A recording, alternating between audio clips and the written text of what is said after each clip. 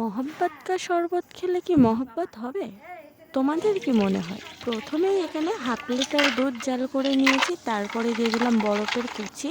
দুধটা একটু কম হওয়ায় আবারও দিয়ে দিয়েছিলাম দুধ, তারপরে দিয়ে দিলাম গোলাপ শরবত। তারপরে এখানে এক টুকরো তরমুজ নিয়ে নিয়েছি, তরমুজগুলো একেবারেই কুচি কুচি করে কেটে নিচ্ছি, কেটে একেবারেই ডাইরেক্টলি দিয়ে দিচ্ছি দুধটার ভেতরে।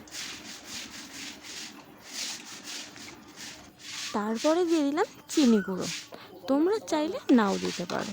চিনি গুঁড়োটা দিয়ে একটু মিক্স করলে রেডি হয়ে যাবে মহাব্বাতটা শরবত, যেটা খেয়ে আমার এখনও মহাব্বাত হলোই না।